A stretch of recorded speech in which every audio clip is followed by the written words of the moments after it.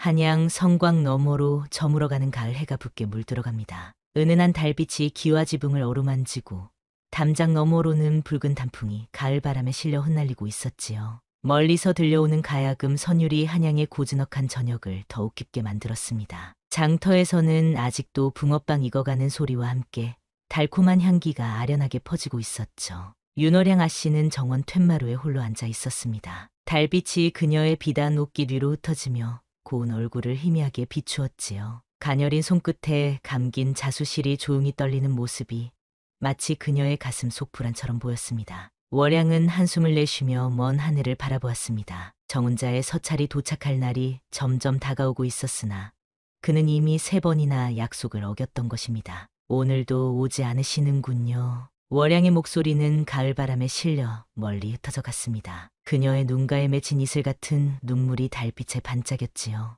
윤월양은 16, 나이에 멀리 있는 양반가의 자제와 혼약이 정해져 있었습니다. 한 번도 만난 적 없는 사람과의 인연이었지만 가문의 명예를 위해 그녀는 정훈자를 기다려왔던 것이지요. 담장 너머에서 들려오는 발소리에 월양은 고개를 돌렸습니다. 저작거리에서 막 돌아온 듯 흙투성이가 된 사내가 우물가에서 손을 씻고 있었지요. 그는 강돌이라 불리는 머슴으로 윤월향의 집에서 2년째 일을 돕고 있었습니다. 투박한 옷차림과 거친 손마디가 그의 신분을 말해주고 있었지요. 아씨, 요것이 떨어졌습니다. 강돌은 부드러운 목소리로 말하며 월양이 자수를 놓다 떨어뜨린 비단 조각을 조심스레 주워 건넸습니다. 그의 손은 거칠고 투박했으나 눈빛만은 맑은 물빛처럼 선한 울림이 있었지요. 월양은 순간 그와 눈을 마주쳤습니다. 이상하게도 그 눈빛이 어딘가 익숙하게 느껴졌습니다. 마치 오래전부터 알고 있었던 사람처럼 말이지요. 어디서 본 것 같구나. 월양의 말에 강돌은 잠시 당황한 듯했으나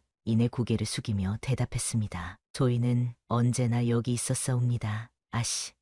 그 순간 월양의 가슴 한쪽이 서늘하게 떨렸습니다. 정훈자를 기다려야 하는 신부님에도 불구하고 낯선 감정이 바람처럼 마음속으로 파고들었던 것입니다. 강돌은 공손히 인사를 올리고 물러났지만 그의 모습이 월양의 마음에 맴돌았습니다. 그날 밤 월양은 뒤척이며 깊이 잠들지 못했습니다. 창문 너머로 들어오는 달빛이 방바닥에 희미한 그림자를 만들어내는 가운데 그녀의 머릿속에는 강돌의 눈빛이 맴돌았지요. 윤월양은 자신의 마음이 흔들리는 것을 느끼며 고개를 저었습니다. 양반가의 규수가 어찌 머슴에게 마음을 둘 수 있겠습니까? 그러나 가슴 깊은 곳에서는 이미 무언가가 싹트고 있었던 것이지요. 며칠 후 드디어 정훈자로부터 편지가 도착했습니다. 월양은 떨리는 손으로 봉투를 열었습니다. 그러나 편지의 내용을 읽는 순간 그녀의 손에서 종이가 힘없이 떨어졌습니다. 윤월향 낭작께 나라의 부름을 받아 먼 전장으로 떠나게 되었습니다. 이 인연을 지킬 수 없게 되어 송구합니다. 정훈자는 돌아오지 않을 것이었습니다. 월양은 잠시 멍하니 앉아 있다가 마당으로 나왔습니다. 가을 하늘 아래 내리는 붉은 단풍잎들이 그녀의 발치에 쌓여갔지요. 그날 밤 월양은 아무도 모르게 달빛 아래 뜰을 거닐다가 후원에서 들려오는 소리에 이끌려 걸음을 옮겼습니다. 그곳에서 강돌이 혼자 대나무 검을 휘두르는 모습을 보게 되었지요. 힘 있는 동작과 날렵한 움직임은 단순한 머슴의 것이 아니었습니다. 범상치 않은 검술 솜씨였지요. 내 정체가 무엇이냐? 월양이 나직이 묻자 강돌은 그제야 움직임을 멈추고 깜짝 놀라 돌아보았습니다. 그리고 즉시 무릎을 꿇었습니다. 저희는 더 이상 숨길 수 없사옵니다. 아씨를 지키라 하신 분의 명을 받들어 이곳에 있사옵니다. 월양은 차가운 밤 공기 속에서 몸을 떨었습니다. 단순한 머슴이라 생각했던 그가 사실은 어떤 운명을 안고 있었던 것일까요? 달빛이 구름에 가려지는 그날 밤 윤월향은 강돌의 말에 놀라 한 걸음 물러섰습니다. 그의 정체가 단순한 머슴이 아니라는 사실이 그녀의 마음을 흔들어 놓았지요. 눈앞의 사내는 무릎을 꿇은 채 고개를 숙이고 있었습니다. 투박한 손으로 땅을 짚은 그의 모습이 처연해 보였습니다. 내가 말하는 지키라 하신 분이 누구인지 말해보거라. 월양의 목소리는 떨리고 있었지만 그녀는 최대한 단단하게 말을 이어갔습니다. 강돌은 잠시 침묵하다가 조심스레 고개를 들었지요. 그의 눈에는 오랜 세월 숨겨온 비밀의 무게가 깃들어 있었습니다. 아씨의 정훈자이신 김도령님께서 소인에게 명하셨사옵니다. 먼 전장에 나가게 되니 윤월양 아씨를 부디 지켜달라고 말입니다. 월양의 눈이 커졌습니다. 떠나가겠다는 편지를 보낸 정훈자가 자신을 지키라고 강돌에게 부탁했다는 말에 가슴이 뛰었지요. 혼란스러운 감정이 그녀의 마음을 휘감았습니다. 그렇다면 너는 우리 집안의 하인이 아니란 말이냐? 강돌은 깊은 한숨을 내쉬며 말을 이었습니다. 소인은 원래 몰락한 양반 가문의 자제였사옵니다.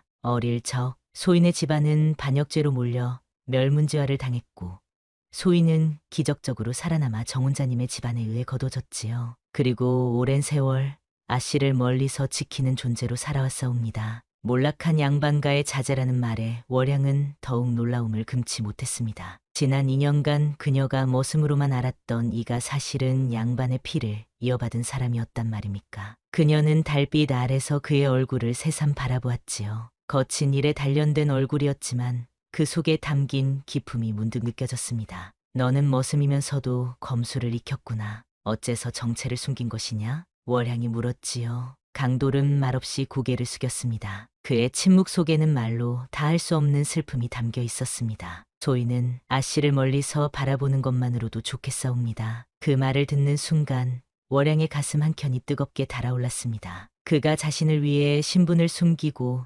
머슴으로 살아왔다는 사실이 그녀의 마음을 울렸지요. 멀리서 빛나는 별을 바라보듯 자신을 지켜봐온 그의 마음이 느껴졌습니다. 내일 아침 동원에서 다시 이야기하자. 지금은 돌아가거라. 월양은 더 이상의 대화를 이어갈 수 없었습니다. 그날 밤 그녀는 또다시 뒤척이며 잠들지 못했지요. 머릿속에서는 강돌의 말이 끊임없이 맴돌았습니다. 정혼자는 떠나버렸지만 그의 부탁으로 자신을 지키고 있는 강돌. 그의 존재가 이제야 비로소 눈앞에 선명히 드러난 것 같았습니다. 다음 날부터 월양은 자꾸만 강돌의 곁을 맴돌았습니다. 그가 일하는 모습을 멀리서 바라보고 그의 말투와 행동 하나하나를 유심히 관찰했지요. 아무리 피하려 해도 그의 존재가 눈에 밟혔습니다. 그녀는 점점 깨닫게 되었습니다. 자신이 기다려온 사람은 정혼자가 아니라 항상 그녀를 곁에서 묵묵히 지켜보던 강돌이었다는 것을 말입니다. 강돌이 내게 검술을 가르쳐 주겠느냐? 어느 날 월양은 뜻밖의 제안을 했습니다. 강돌은 깜짝 놀라 주변을 둘러보았지요. 아씨, 그것은 교수께서 하실 일이 아니옵니다. 들키시면 큰일 납니다. 월양은 미소 지었습니다. 나는 이제 정혼자도 없는 몸이니 스스로를 지킬 줄 알아야 하지 않겠니? 강돌은 망설였지만 결국 월양의 뜻에 따르기로 했습니다. 그들은 달이 뜨는 늦은 밤 사람들의 눈을 피해 후원에서 만났지요. 강돌은 월양에게 기본적인 검술 자세를 가르쳤습니다. 비단 옷자락을 걷어올리고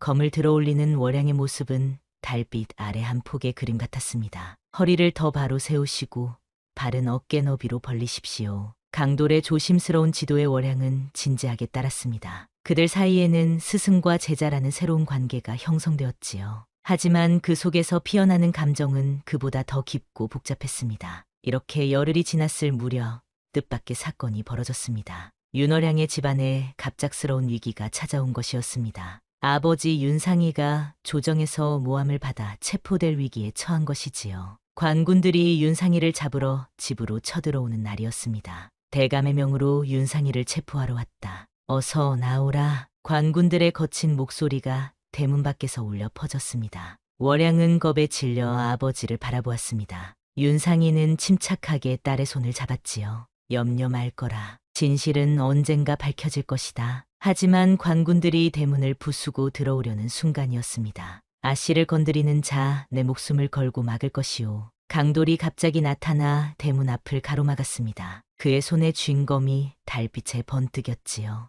월양은 숨을 삼켰습니다. 그의 검술은 단순한 머슴의 것이 아니었습니다. 그는 한때의 대장군이었던 아버지의 제자였고 몰락한 양반의 후예였던 것입니다. 내가 어째서 그 순간 월양은 모든 진실을 깨달았습니다. 그가 그녀의 곁에 머슴으로 남은 이유는 단 한 가지였습니다. 아씨를 위해서라면 나는 아무것도 아니어도 괜찮소. 강돌의 눈빛에는 결연한 의지가 담겨 있었습니다. 그는 아씨를 지키기 위해 자신의 모든 것을 바칠 준비가 되어 있었던 것입니다. 달빛이 구름에 가려진 밤 윤월향의 집 앞마당은 긴장감으로 가득 찼습니다. 강돌은 홀로 관군들 앞에 서서 검을 들고 있었지요. 10명이 넘는 관군들이 그를 둘러싸고 있었으나 강돌의 눈빛은 흔들림이 없었습니다. 그의 검 솜씨는 범상치 않았습니다. 비켜라. 머슴 주제에 무슨 검을 들고 있느냐.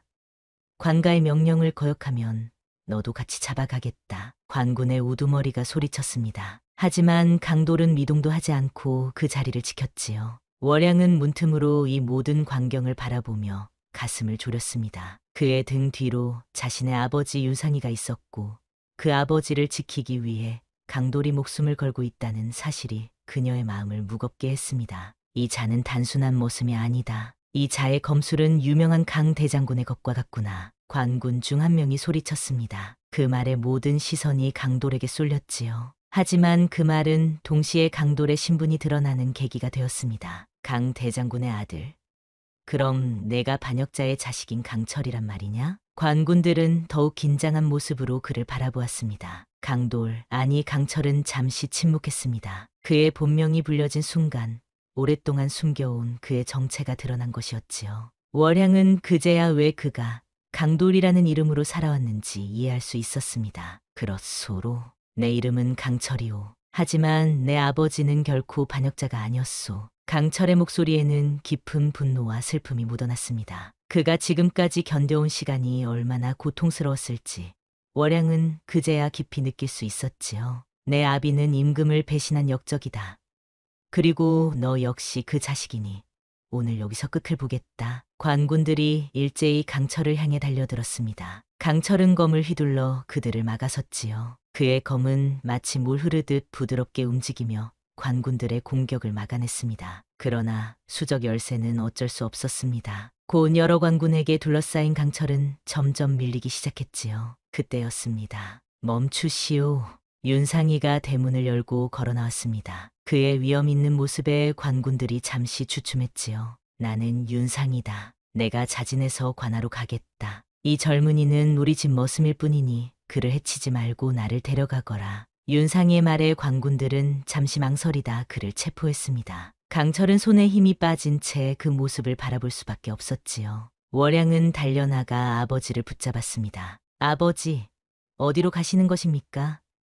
아버지는 결코 죄를 지은 적이 없으십니다. 윤상이는 딸의 손을 꼭 잡았습니다. 월향아, 걱정 말 거라. 진실은 반드시 밝혀질 것이다. 내가 없는 동안 집안을 잘 지키고 있으렴. 아버지가 관군들에게 끌려가는 모습을 보며 월향은 눈물을 흘렸습니다. 그녀의 옆에는 강철이 무력하게 서 있었지요. 그러나 관군들은 강철마저 범인으로 지목했습니다. 이 자도 데려가라. 반역자의 자식이 어찌 그냥 둘 수 있겠느냐. 남은 관군들이 강철을 붙잡았습니다. 강철은 저항하지 않고 그들에게 끌려갔지요. 월양은 절망 속에서 그를 바라보았습니다. 내가 곧 구하러 가겠소. 아씨, 부디 안전하게 계십시오. 강철은 끌려가면서도 월양을 걱정했습니다. 그의 마지막 눈빛에는 깊은 애틋함이 담겨 있었지요. 순간 월양은 자신이 그를 얼마나 소중히 여기고 있는지 깨달았습니다. 정혼자도 아닌 머슴으로 살아온 그 사람이 자신의 마음속에 깊이 들어와 있음을 말입니다. 관군들이 떠난 후 월양은 홀로 비어버린 집에 남겨졌습니다. 잠시 망연자실하던 그녀는 이내 결심했지요. 아버지와 강철을 구하기 위해서는 스스로 나서야 한다고 말입니다. 나 혼자서라도 아버지와 강철이를 구해야 해. 월양은 방으로 돌아가 옷가지를 꾸렸습니다. 이제 그녀에게는 두 사람을 구할 방법을 찾아야 했지요. 하지만 교수의 몸으로 어디서부터 시작해야 할지 막막했습니다. 그때 문득 강철이 말했던 정훈자의 이름이 떠올랐습니다. 정훈자가 강철이를 보냈다면 그에게는 반드시 이유가 있을 거야. 월양은 정훈자의 집안을 찾아가기로 결심했습니다. 새벽녘 그녀는 남장을 하고 집을 빠져나왔지요. 아무도 그녀가 양반가의 교수임을 알아볼 수 없도록 말입니다. 한편 관아에 끌려간 강철은 곤장에 처해졌습니다. 그의 등에는 피가 흘렀지만 그는 끝까지 굴하지 않았지요. 동시에 윤상이는 감옥에 갇혀 있었습니다. 두 사람 모두 불의의 누명을 쓰고 고통받고 있었습니다. 윤상에 내가 반역의 증거 문서를 숨겼다는 증언이 있다. 그 문서의 행방을 말하지 않으면 끝까지 고통받을 것이다. 관아의 수장이 윤상이를 신문했습니다. 하지만 윤상이는 고개를 저었지요. 그런 문서는 존재하지 않소. 나는 결코 반역을 꾀한 적이 없소. 윤상이의 당당한 모습에 관아의 수장은 더욱 화가 났습니다. 그는 윤상이를 더 깊은 감옥으로 보내라 명령했지요. 강철은 감옥 안에서 윤상이의 모습을 발견했습니다. 그는 고개를 숙여 인사했지요. 대감, 이런 곳에서 뵙게 되어 죄송합니다. 윤상이는 강철을 바라보며 미소 지었습니다. 내가 강 대장군의 아들이었구나. 그동안 내 집에서 머슴으로 지내며 무척 고생했을 터. 왜 정체를 숨기고 있었느냐? 강철은 잠시 망설이다 진실을 말했습니다. 저는 대감의 따님을 지키라는 명을 받들어 그리하였습니다. 대감의 정혼자 되시는 김도령께서 저에게 부탁하셨지요. 멀리 떠나게 되니 월양아 씨를 지켜달라고. 윤상이는 그 말에 놀란 기색을 보였습니다. 그는 한동안 생각에 잠기더니 이내 고개를 끄덕였지요. 그런 일이 있었구나. 내가 내 딸을 지켜주었으니 고맙다. 강철은 고개를 숙였습니다. 그의 마음 한켠에는 월양에 대한 걱정이 가득했지요. 지금쯤 그녀가 얼마나 혼란스러울지, 얼마나 두려울지 생각하니 가슴이 저몄습니다. 한편 월양은 정혼자의 집을 찾아 먼 길을 떠났습니다. 남장을 한 그녀는 말을 타고 산길을 넘고 있었지요. 가슴속에는 아버지와 강철을 구하겠다는 굳은 의지가 불타오르고 있었습니다. 이틀 밤낮을 말을 달려 월양은 정혼자의 집이 있는 마을에 도착했습니다. 남장한 모습으로 마을 입구에 들어서자 사람들이 호기심 어린 눈으로 그녀를 바라보았지요. 월양은 자신이 양반가의 교수임을 감추기 위해 말과 행동을 조심했습니다. 그녀는 마을 사람들에게 김도령의 집을 물었습니다. 김진사댁이라면 저 언덕 위 큰 기와집이지요. 하지만 지금은 도련님이 전장에 나가시고 안 계십니다. 마을 노인의 말에 월양은 고개를 끄덕였습니다. 정혼자는 정말로 전장에 나간 것이었군요. 편지에 거짓은 없었던 것입니다. 하지만 그렇다면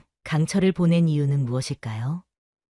의문을 안고 월양은 김진사의 집으로 향했습니다. 큰 대문 앞에 서자 가슴이 뛰었습니다. 한 번도 만난 적 없는 정혼자의 집을 찾아온 것이 어쩐지 이상한 기분이었지요. 월양은 깊은 숨을 들이마신 후 문을 두드렸습니다. 누구십니까? 나이 지긋한 하인이 문을 열었습니다. 월양은 목소리를 가다듬어 말했지요. 김도령님께 전할 서찰이 있습니다. 도련님을 뵙고 싶습니다만. 하인은 잠시 망설이다 그녀를 안으로 들였습니다. 김진사의 어머니가 그녀를 맞이했지요. 월양은 공손히 절을 올렸습니다. 이런 누구신지요?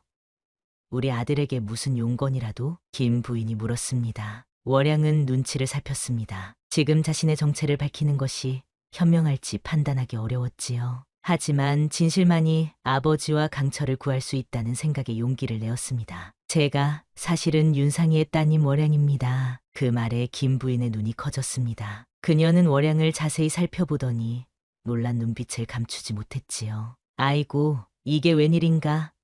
정혼자인 아가씨가 어찌 남장을 하고 이런 곳까지 오셨소? 큰일 날 뻔했구려. 김 부인은 급히 월양을 안채로 데려갔습니다. 그곳에서 월양은 남장을 벗고 여인의 모습으로 돌아왔지요. 김 부인은 그녀에게 차를 내오며 물었습니다. 무슨 일이 있었길래 이리 위험한 여정을 떠나셨소? 월양은 모든 일을 털어놓았습니다. 아버지가 반역죄로 체포된 일, 강철이 자신을 지키기 위해 머슴으로 있었다는 사실, 그리고 그들이 모두 잡혀간 절박한 상황까지. 김 부인은 그 이야기를 듣고 한동안 말없이 생각에 잠겼습니다. 참으로 어려운 일이 생겼구려. 우리 아들과 윤상이는 오랜 친구 사이였소. 그래서 두 집안의 혼인을 정한 것이었지요.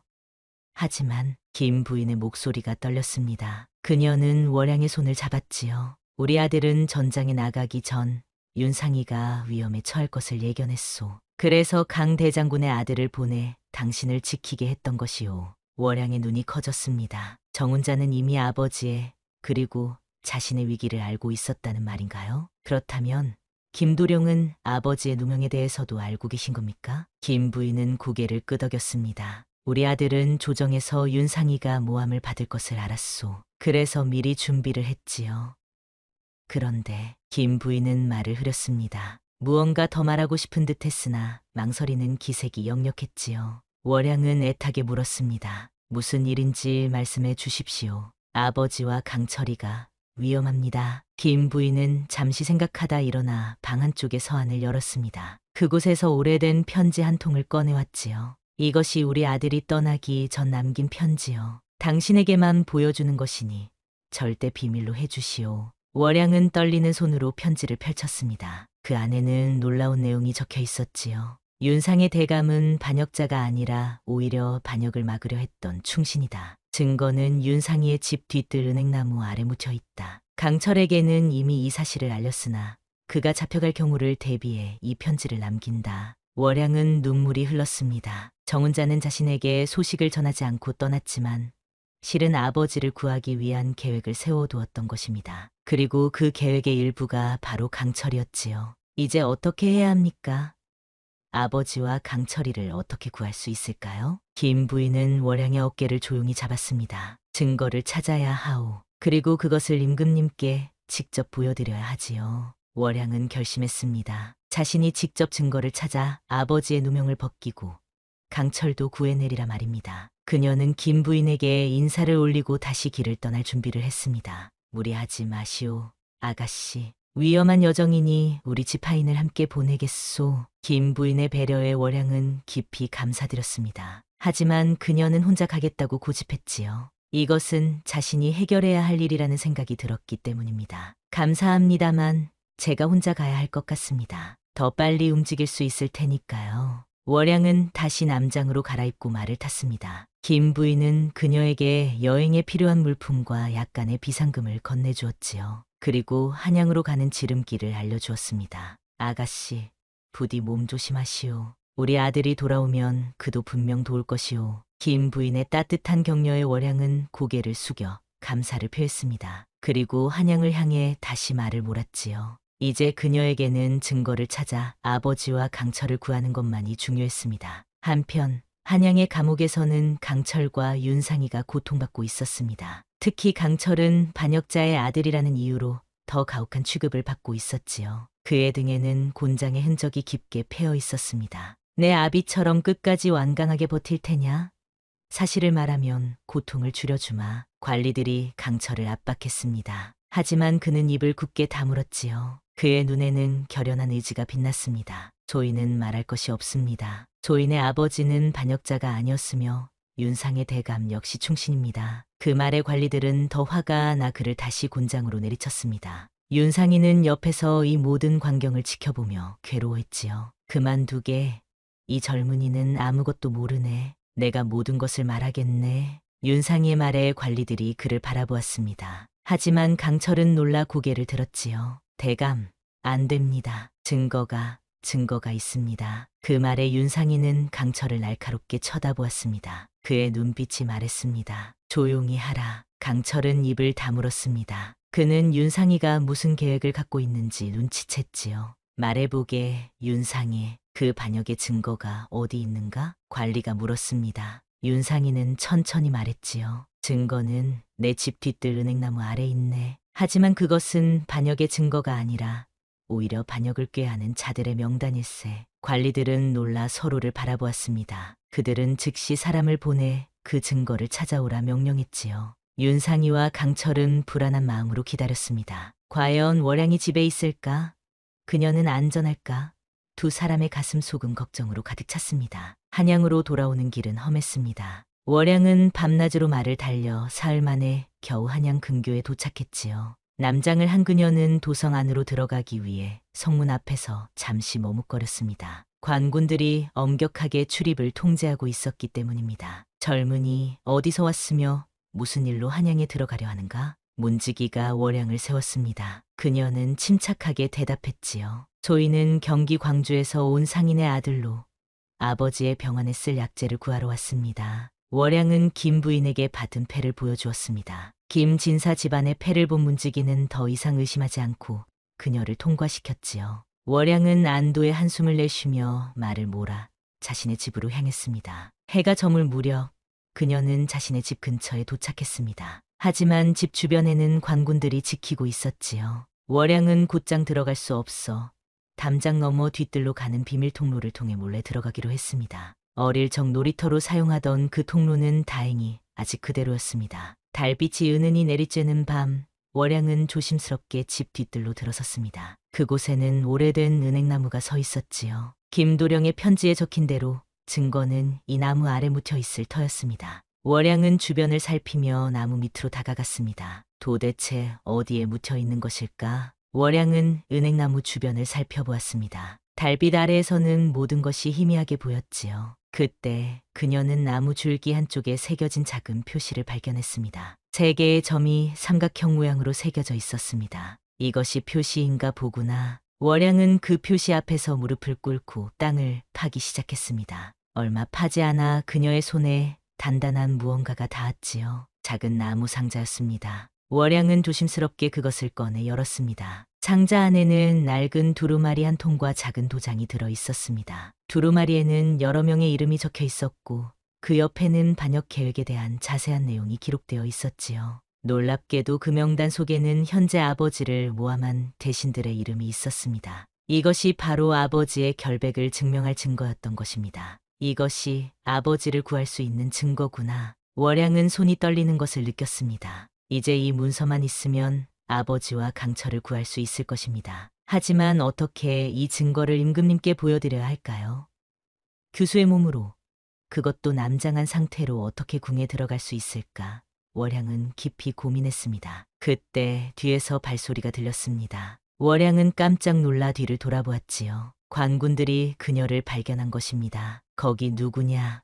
움직이지 마라. 관군들이 소리쳤습니다. 월양은 급히 문서를 품에 넣고 도망칠 준비를 했지요. 하지만 사방이 이미 관군들에 둘러싸여 있었습니다. 이것 봐라. 도둑놈인가 보군. 반역자의 집에서 무엇을 훔치려 했느냐? 관군의 우두머리가 월양에게 다가왔습니다. 그녀는 침착하게 대답했지요. 저희는 도둑이 아닙니다. 이곳은 원래 제 집이니 어찌 도둑이라 할 수 있겠습니까? 그 말에 관군들이 눈을 크게 떴습니다. 월양은 천천히 머리에 쓴갓을 벗었습니다. 달빛 아래 그녀의 고운 얼굴이 드러났지요. 이런 여자였던 것이냐?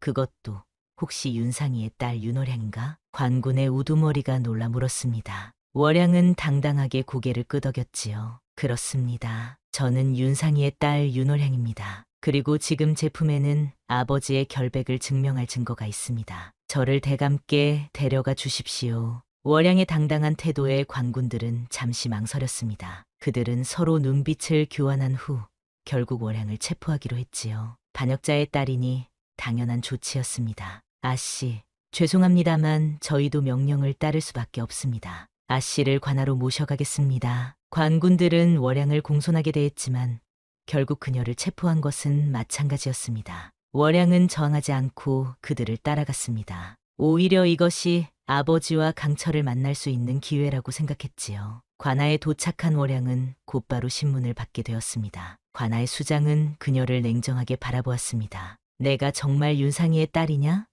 어찌하여 남장을 하고 도망쳤던 것이냐? 월양은 두려움 없이 대답했습니다. 저는 아버지의 결백을 증명하기 위해 멀리 정훈자의 집까지 다녀왔습니다. 그리고 이제 증거를 찾았습니다. 그녀는 품에서 두루마리를 꺼내 펼쳤습니다. 관아의 수장은 그것을 자세히 살펴보더니 안색이 변했지요. 문서에는 그의 이름도 적혀 있었기 때문입니다. 이런 거짓 문서를 어디서 구했느냐?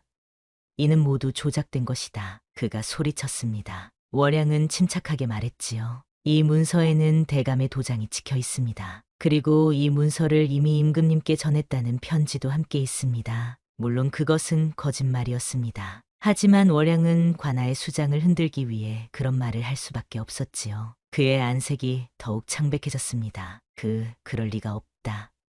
임금님께 이미 전해졌다고? 월양의 전략은 통한 것 같았습니다. 관아의 수장은 크게 동요했지요. 그는 잠시 생각하더니 갑자기 태도를 바꾸었습니다. 윤월향, 내가 찾은 것은 실로 중요한 증거로다. 내가 직접 임금님께 보고하마. 그 전까지 내 아버지와 그 머슴은 내가 잘 보살피겠다. 월양은 그의 말을 믿지 않았습니다. 아마도 그는 증거를 파괴하고 자신과 아버지, 그리고 강철까지 모두 없애려는 계략을 꾸미고 있을 것입니다. 제가 직접 임금님을 뵙고 싶습니다. 이 문서는 제 손으로 전하겠습니다. 월양의 단호한 태도에 관아의 수장은 당황했습니다. 그는 잠시 생각하더니 월양을 감옥으로 끌고 가라 명령했지요. 월양은 저항했지만 결국 여러 관군에게 붙잡혀 감옥으로 끌려갔습니다. 하지만 그녀는 미리 준비해둔 작은 칼로 두루마리의 일부를 잘라내 옷 속에 숨겼습니다. 끝까지 모든 증거를 지키지는 못했지만 가장 중요한 부분은 지킬 수 있었지요.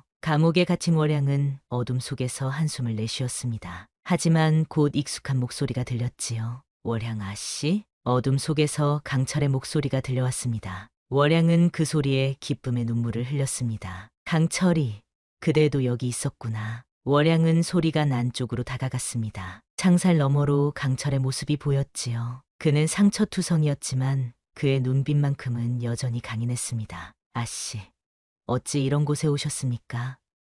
위험한 줄 알면서. 강철의 목소리에는 걱정과 안타까움이 가득했습니다. 월양은 그에게 모든 이야기를 들려주었지요. 정훈자의 집을 찾아갔던 일, 증거를 찾은 일, 그리고 관아의 수장이 증거를 빼앗아간 일까지. 하지만 걱정 마세요. 가장 중요한 부분은 여기 있어요. 월양은 옷 속에서 숨겨둔 문서 조각을 꺼냈습니다. 거기에는 관아의 수장을 포함한 반역자들의 핵심 명단이 적혀 있었지요. 강철은 그것을 보고 놀라움을 감추지 못했습니다. 아씨, 정말 대단하십니다. 이제 우리에게 희망이 생겼습니다. 두 사람은 눈빛을 교환했습니다. 그 순간 월양은 강철의 눈에서 깊은 애정을 느꼈습니다. 그는 단순히 그녀를 지키는 임무를 넘어 진심으로 그녀를 아끼고 있었던 것입니다. 강철아, 나는 그대를 구하기 위해 어떤 일도 할 수 있어. 월양의 솔직한 고백에 강철은 잠시 말을 잊었습니다. 그리고 이내 부드러운 목소리로 대답했지요. 아씨, 소희는 아씨를 위해 이 목숨이라도 기꺼이 바치겠습니다. 두 사람의 마음이 하나로 연결되는 순간이었습니다. 하지만 그들에게는 아직 해결해야 할 일이 남아 있었지요. 어떻게 이 증거를 임금님께 전할 것인가? 아버지는 어디 계신가요?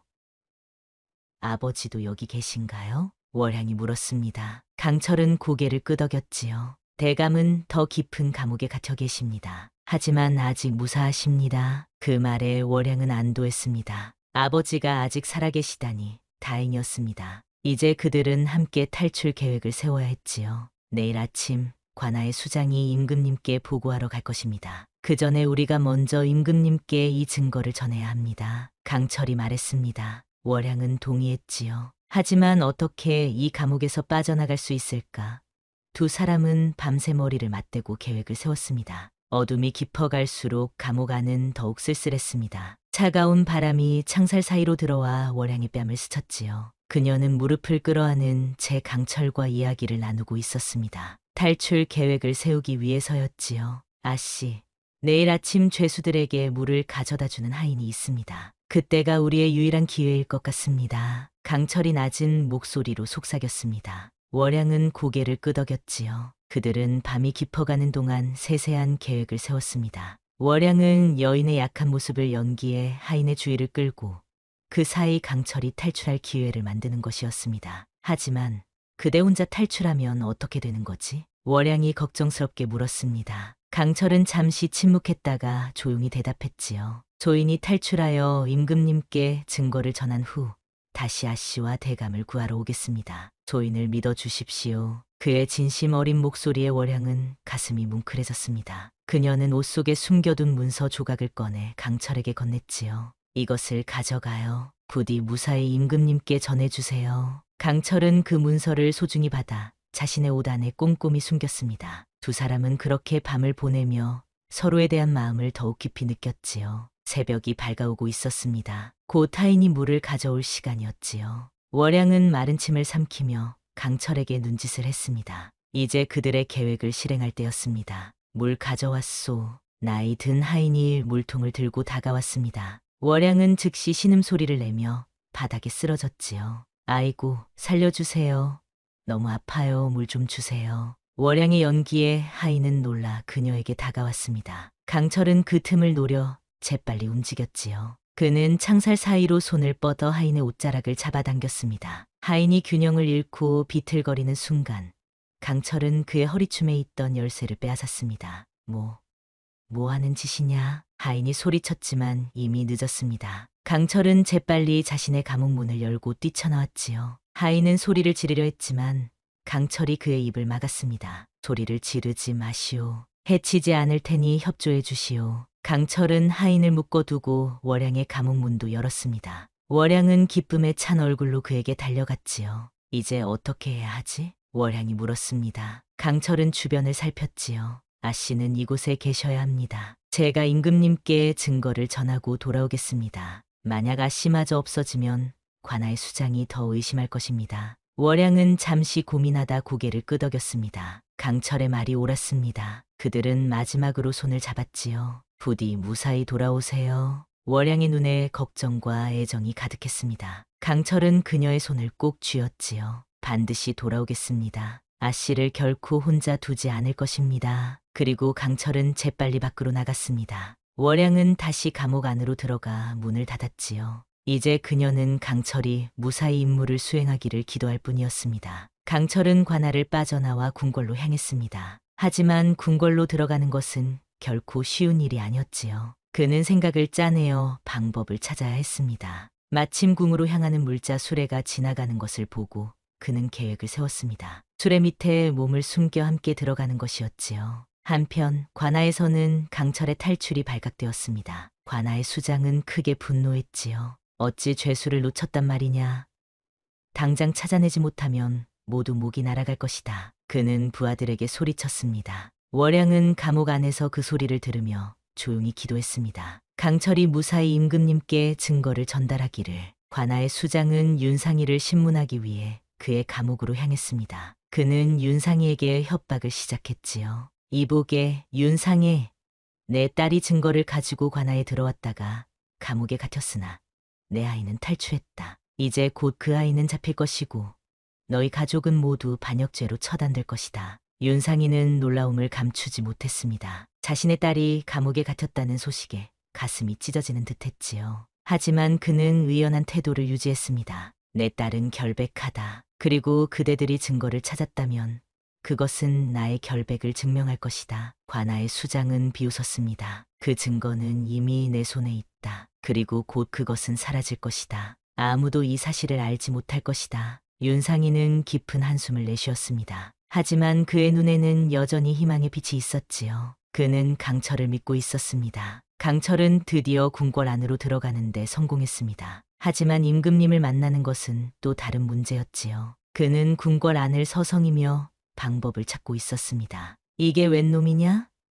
어찌 허락 없이 궁궐에 들어왔느냐? 갑자기 궁궐 경비병들이 그를 발견했습니다. 강철은 도망치려 했지만 곧 붙잡혔지요. 그는 필사적으로 외쳤습니다. 제발 임금님께 전할 중요한 문서가 있습니다.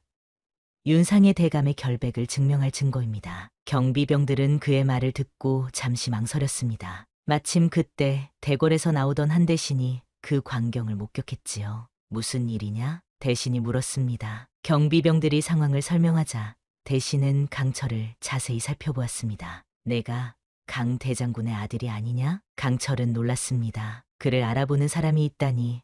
그는 경비병들의 소나기에서 몸을 일으켜 공손히 절을 올렸습니다. 그렇습니다. 저희는 강 대장군의 아들 강철입니다. 그리고 지금 임금님께 드릴 중요한 증거를 가지고 있습니다. 대신은 잠시 생각하더니 고개를 끄덕였습니다. 마침 임금님께서 지금 조회를 마치셨다. 나를 따라오거라. 강철은 안도의 한숨을 내쉬며 대신을 따라갔습니다. 드디어 임금님을 만날 수 있게 된 것이지요. 한편 관아에서는 윤월양이 신문을 받고 있었습니다. 관아의 수장은 그녀에게 협박과 회유를 번갈아 시도했지요. 내 아비와 내가 살고 싶다면 그 증거의 나머지 부분이 어디 있는지 말하거라. 내가 관대히 너희를 용서해 주마. 월양은 단호하게 고개를 저었습니다. 그 증거는 이미 임금님께 가고 있습니다. 곧 진실이 밝혀질 것입니다. 그녀의 당당한 태도에 관아의 수장은 더욱 불안해했습니다. 그는 월양을 다시 감옥으로 끌고 가게 한 후 서둘러 궁궐로 향했지요.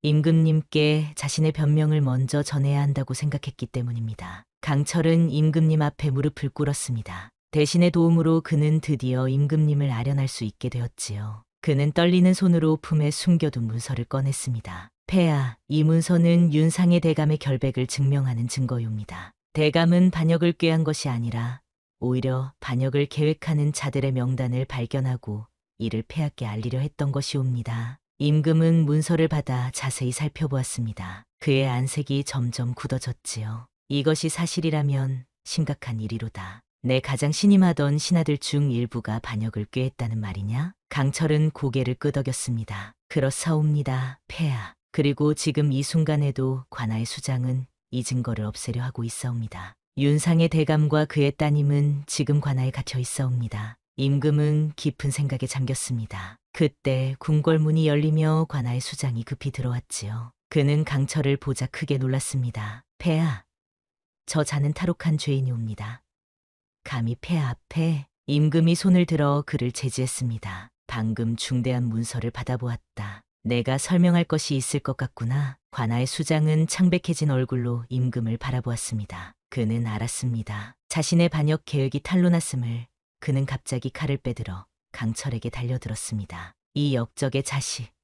내가 모든 것을 망쳤구나. 하지만 강철은 날쌔게 몸을 피했고 곧 궁궐 경비병들이 관아의 수장을 제압했습니다. 임금은 분노한 목소리로 명령했지요. 당장 윤상이와 그의 딸을 풀어주고 이곳으로 데려오라.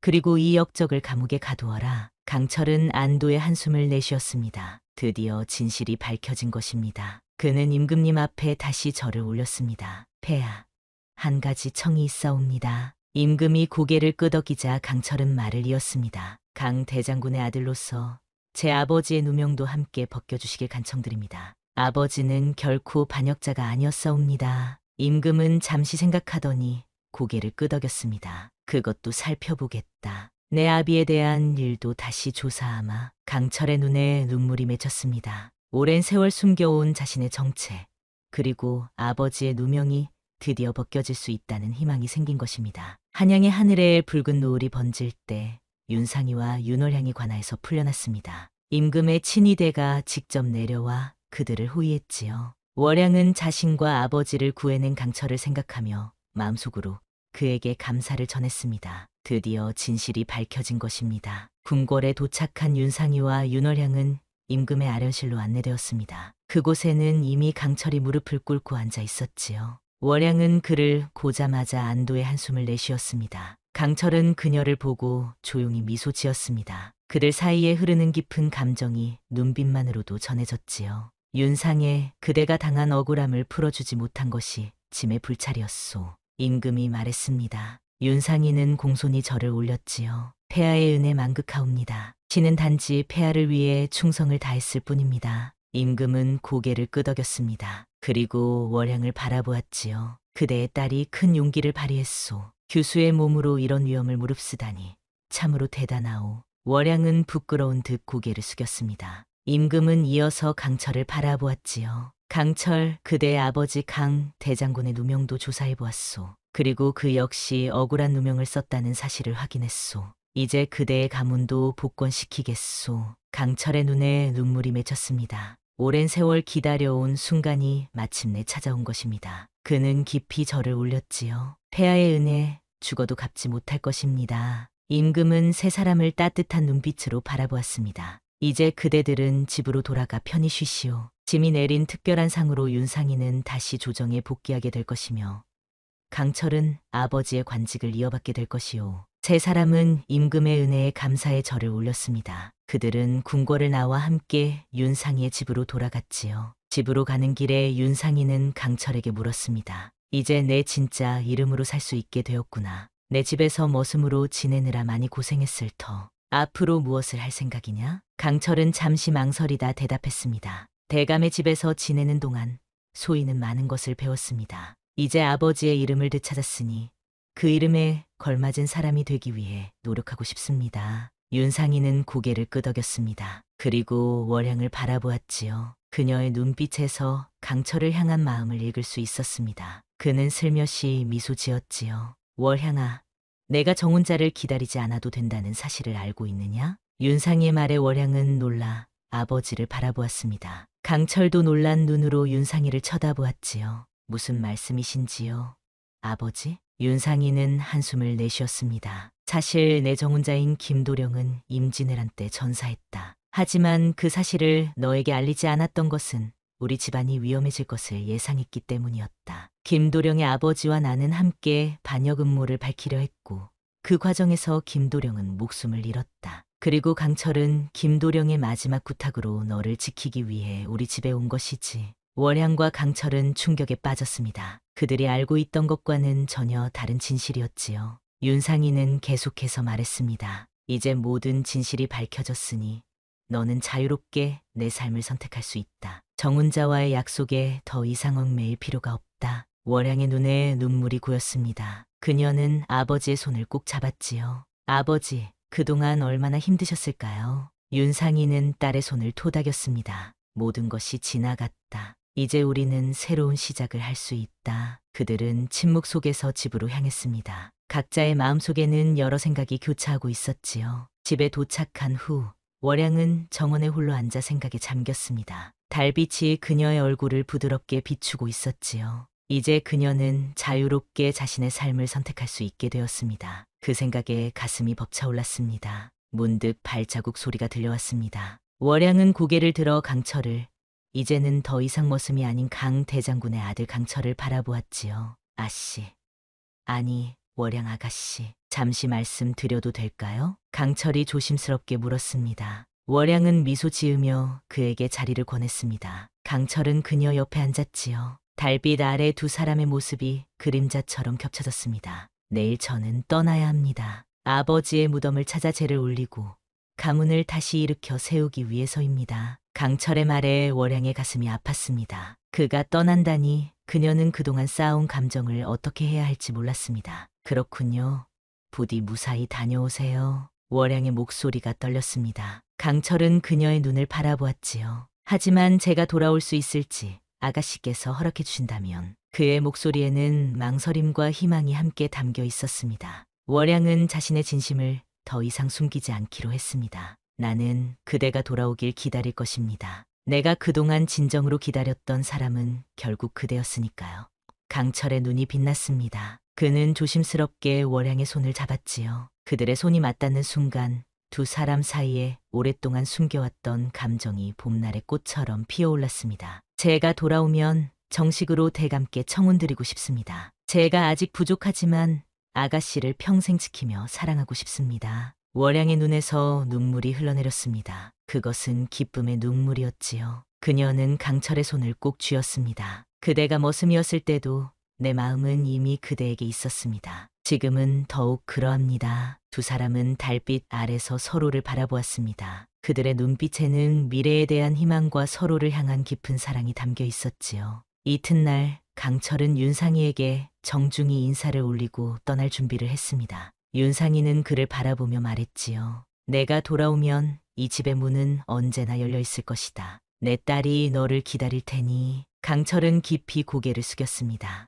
윤상이의 축복에 그의 가슴은 감사함으로 가득 찼지요. 월양은 강철을 마당까지 배웅했습니다. 아침 햇살이 그들을 비추고 있었지요. 꼭 돌아올게요. 그때까지 부디 건강하게 계셔주세요. 강철이 말했습니다. 월양은 미소 지었지요. 기다리고 있을게요. 어디에 있든 내 마음은 그대와 함께 있을 거예요. 강철은 마지막으로 월양을 바라보았습니다. 그녀의 모습을 가슴에 깊이 새기며 그는 말을 타고 떠났지요. 월양은 그가 사라질 때까지 손을 흔들었습니다. 한 달이 지났습니다. 윤상이는 다시 조정에 복귀했고 월양은 집에서 강철의 소식을 기다리고 있었지요. 그러던 어느 날 먼 길에서 돌아온 듯한 나그네가 윤상이의 집을 찾아왔습니다. 누구십니까? 하인이 물었습니다. 나그네는 갓을 벗었지요. 그것은 강철이었습니다. 그는 이제 양반의 옷차림을 하고 당당하게 서 있었습니다. 강철 도령이 오셨습니다.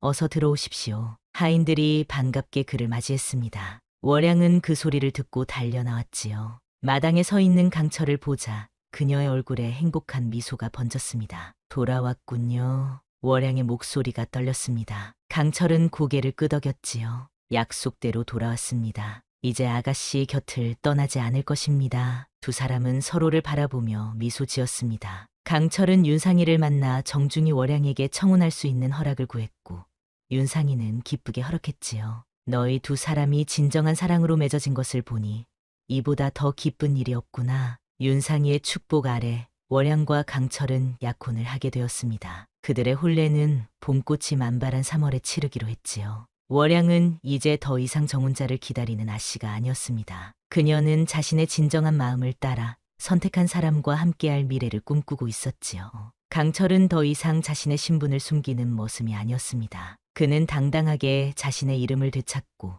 사랑하는 사람 곁에서 새로운 삶을 시작할 준비를 하고 있었습니다. 두 사람이 함께 정원을 거닐 때 월양은 문득 물었습니다. 머슴으로 지내며 가장 힘들었던 때는 언제였나요? 강철은 잠시 생각하더니 미소 지었습니다. 아가씨가 눈앞에 계시는데 마음을 드러내지 못했을 때였습니다. 월양은 부끄러워하며 고개를 숙였습니다. 강철은 조심스럽게 그녀의 손을 잡았지요. 하지만 이제는 제 진심을 모두 보여드릴 수 있습니다. 평생 아가씨 곁에서 지키고 사랑하겠습니다. 봄 기운이 완연한 3월, 윤상이의 집에는 경사스러운 분위기가 가득했습니다. 강철과 윤월양의 혼례를 앞두고 집안 곳곳이 새 단장을 하였지요. 대청마루에는 화려한 비단이 걸렸고 마당에는 붉은 매화가 꽃망울을 터뜨렸습니다. 하인들은 분주히 오가며 혼례 준비를 하고 있었지요. 윤월양은 방 안에서 혼례복을 입어보고 있었습니다. 화려한 화롯과 족두리가 그녀의 아름다움을 더욱 빛나게 했지요. 옷고름을 매만지던 월양의 손이 살짝 떨렸습니다. 설렘과 긴장이 교차하는 순간이었지요. 아가씨, 정말 아름다우십니다. 강도령님이 보시면 얼마나 기뻐하실까요? 시녀가 감탄하며 말했습니다. 월양은 부끄러운 듯 미소 지었지요. 그녀의 마음속에는 오랜 시간 머슴으로 지내며 자신을 묵묵히 지켜주었던 강철의 모습이 떠올랐습니다. 그 시절 그가 보여준 헌신과 진심이 지금의 행복을 가져다 준 것이었지요. 한편 강철은 자신의 집을 다시 일으켜 세우는 일에 몰두하고 있었습니다. 아버지의 명예를 회복하고 가문을 복권시킨 그는 이제 당당한 양반으로서 새 삶을 시작하고 있었지요. 그의 집에도 혼례를 준비하느라 분주한 기운이 감돌았습니다. 도련님, 윤대감께서 서찰을 보내셨습니다. 하인이 편지를 건넸습니다. 강철은 서찰을 펼쳐 읽었지요. 윤상이가 혼례 전날 함께 술잔을 기울이고 싶다는 내용이었습니다. 강철은 미소 지으며 답장을 보냈습니다. 내일 저녁 꼭 찾아뵙겠다고 전해라. 혼례를 앞둔 전날 밤, 강철은 약속대로 윤상이를 찾아갔습니다. 두 사람은 정원의 정자에 앉아 달빛 아래 술잔을 기울였지요.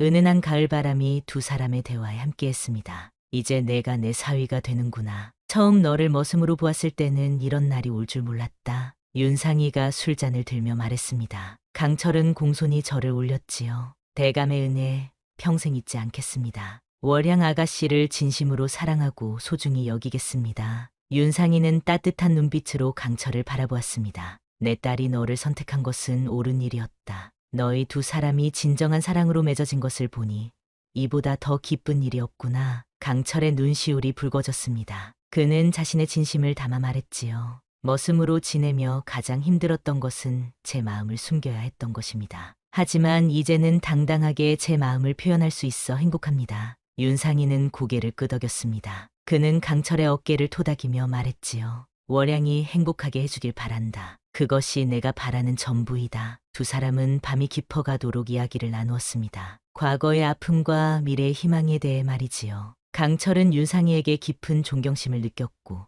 윤상이는 강철에게 아들 같은 애정을 품게 되었습니다. 혼례 당일 맑은 하늘이 축복하듯 빛났습니다. 윤상이의 집 마당에는 많은 하객이 모였지요. 조정의 고관대작들과 친지들이 이 경사스러운 날을 축하하기 위해 찾아왔습니다. 강철은 사무관대를 갖추고 말을 타고 신부의 집으로 향했습니다. 그의 얼굴에는 긴장과 기쁨이 교차했지요. 오랜 세월 기다려온 순간이 드디어 찾아온 것입니다. 신랑이 도착하자 온 마을이 들썩였습니다. 양반가의 혼례는 마을의 큰 구경거리였지요. 강철은 위엄있게 말해서 내려 윤상이의 집 대문 앞에 섰습니다. 전할례를 올리기 위해서였지요. 신랑이 도착하였사옵니다. 하인의 외침과 함께 윤상이가 대문 밖으로 나왔습니다. 강철은 깊이 절을 올렸지요. 윤상이는 미소 지으며 강철을 맞이했습니다. 내 사위가 되는 이 날을 환영하노라. 어서 들어오게. 강철은 윤상이를 따라 마당으로 들어갔습니다. 그곳에는 혼례를 위한 모든 준비가 갖추어져 있었지요. 붉은 비단으로 장식된 청사초롱이 길을 밝혔고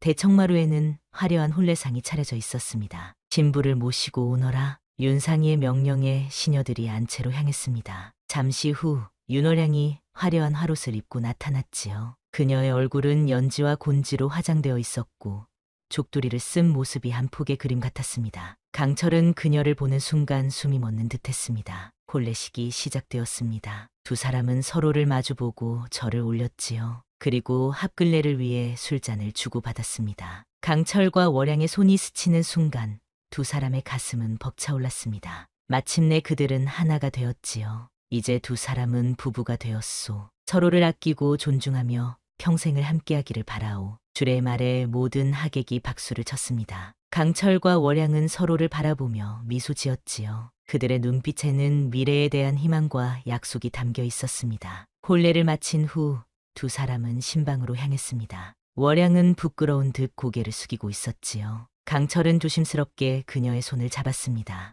이제 우리는 진정한 부부가 되었소. 평생 당신을 행복하게 해드리겠소. 월양은 붉어진 얼굴로 고개를 들었습니다. 그녀의 눈에는 행복의 눈물이 맺혀 있었지요. 그동안 머슴으로 지내며 얼마나 힘드셨을까요? 이제는 당신의 진정한 모습으로 함께할 수 있어 기쁩니다. 강철은 부드럽게 미소 지었습니다. 그는 월양의 손을 가슴에 얹으며 말했지요. 아가씨를 위해서라면 그 어떤 고난도 달게 받을 수 있었소. 그리고 지금 이렇게 당신의 곁에 있을 수 있어 하늘에 감사할 따름이오. 달빛이 창문을 통해 방 안으로 스며들었습니다. 그 부드러운 빛 아래에서 두 사람은 서로를 바라보았지요. 오랜 세월 참아왔던 감정이 봄날의 꽃처럼 피어올랐습니다. 시간이 흘러 봄이 깊어갔습니다. 윤월양과 강철은 새 집에서 행복한 나날을 보내고 있었지요. 강철은 조정에서 중요한 직책을 맡게 되었고 월양은 현명한 아내로서 그를 돕고 있었습니다. 어느 날 저녁 두 사람은 정원에 앉아 달을 바라보고 있었습니다. 그때 월양이 조용히 말했지요. 여보, 우리 집에 곧 귀한 손님이 찾아올 것 같아요. 강철은 의아한 표정으로 그녀를 바라보았습니다. 월양은 수줍은 미소와 함께 자신의 배에 손을 얹었지요. 강철의 눈이 커졌습니다. 혹시 정말인가요? 월양은 행복한 미소와 함께 고개를 끄덕였습니다. 강철은 기쁨에 벅차 그녀를 안았지요. 고맙소. 내 생에 가장 큰 선물을 주셨소. 두 사람은 달빛 아래서 서로를 바라보았습니다. 그들의 눈빛에는 더 없는 행복과 사랑이 담겨 있었지요. 그해 겨울 윤월향과 강철의 집에는 첫 아이의 울음소리가 울려 퍼졌습니다. 건강한 사내아이였지요. 두 사람은 이 아이의 이름을 강이라고 지었습니다. 희망찬 미래를 살아가기를 바라는 마음을 담아서였지요. 윤상이는 손자를 안고 기쁨의 눈물을 흘렸습니다. 그는 강철의 어깨를 토닥이며 말했지요. 내가 우리 가문에 들어온 것은 하늘의 축복이었다. 이제 우리 가문은 더욱 번창할 것이다. 강철은 깊이 고개를 숙였습니다. 그의 마음은 감사함으로 가득 찼지요. 세월이 흘러 강희는 어엿한 소년으로 자랐습니다. 그는 아버지의 기계와 어머니의 지혜를 함께 물려받은 총명한 아이였지요. 강철과 월양은 아들을 바라보며 행복한 미소를 지었습니다. 어느 봄날 가족이 함께 뒷산에 올랐습니다. 벚꽃이 만발한 아름다운 날이었지요. 강희는 앞장서서 뛰어다녔고 강철과 월양은 그 뒤를 따랐습니다. 여보, 생각해보면 참 신기한 일이지요. 제가 머슴에게 마음을 준 것이 이렇게 아름다운 인연으로 이어질 줄 누가 알았을까요? 월양이 말했습니다. 강철은 그녀의 손을 꼭 잡았지요. 우리의 만남은 운명이었소. 내가 머슴으로 있을 때도 당신은 내 진정한 모습을 보아주었소. 그것이 바로 진정한 사랑이 아닐까 생각하오. 두 사람은 서로를 바라보며 미소 지었습니다. 그들의 사랑은 신분과 지위를 뛰어넘어 진실한 마음으로 이어진 것이었지요. 강철은 더 이상 자신의 정체를 숨긴 머슴이 아니었고 월양은 더 이상 정혼자를 기다리는 아씨가 아니었습니다. 그들은 이제 서로의 진정한 모습을 사랑하는 부부였습니다. 산 정상에 도착한 세 사람은 한양의 전경을 내려다보았습니다. 성광 너머로 펼쳐진 아름다운 풍경이 눈앞에 펼쳐졌지요. 강희가 환하게 웃으며 소리쳤습니다. 아버지, 어머니, 저기 봐요. 얼마나 아름다운지. 강철과 월양은 아들의 옆에 서서 함께 풍경을 바라보았습니다. 그들의 마음에는 평화와 행복이 가득했지요. 그래, 정말 아름답구나. 강철이 말했습니다. 그는 월양의 손을 꼭 잡았지요. 그들의 눈빛 속에는 과거의 아픔을 이겨내고 찾아온 현재의 행복과 더 밝은 미래에 대한 희망이 담겨 있었습니다. 그렇게 한양의 하늘 아래 신분을 뛰어넘는 진정한 사랑의 이야기가 아름답게 꽃피웠습니다. 머슴으로 살았던 강철과 양반가의 교수였던 월양의 사랑은 시간이 흘러도 변함없이 빛나는 별처럼 모두의 가슴 속에 오래도록 남았습니다. 한양 어느 산자락에 핀 작은 매화꽃이 바람에 흩날렸습니다. 그 꽃집처럼 아름다운 사랑 이야기는 이렇게 마무리되었지요.